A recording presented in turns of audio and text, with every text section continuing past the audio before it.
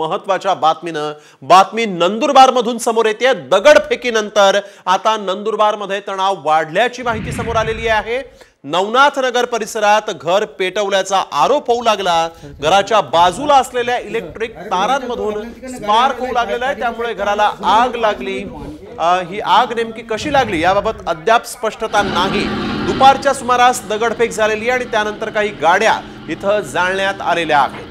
माळीवाडा परिसरात दगडफेकीनंतर तणाव वाढलेला आहे। दुपारच्या सुमारास दगडफेक झाली, गाड्या जाळण्यात आलेल्या आहेत आणि यामध्ये 2 पोलीस कर्मचारी देखील गंभीर जखमी झालेले आहेत। त्यांच्यावर सध्या रुग्णालयामध्ये उपचार सुरू आहेत। तर नवनाथ नगर परिसरामध्ये घर पेटवल्याचाही आरोप करण्यात आलेला आहे। 2 समाजामध्ये यावेळेस आपण बघतोय कशा पद्धतीने हा तेढ निर्माण झाला। 2 गटात यावेळेस दगडफेक जोरदार झालेली आहे, ज्यामध्ये पोलीसही जखमी झाले आहेत। नंदुरबार मधली ही दृश्य आपण बघतोय। नंदुरबारमध्ये माळीवाडा परिसरात दगडफेकीनंतर तणाव वाढलेला आहे। पोलिसांनी आता अतिरिक्त कुमक इथं बोलावलेली आहे।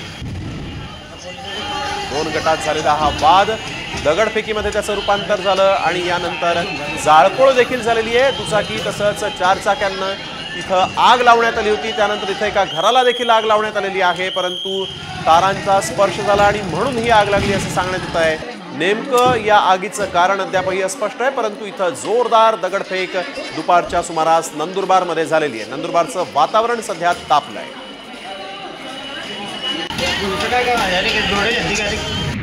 ईदची मिरवणूक आयोजित होती।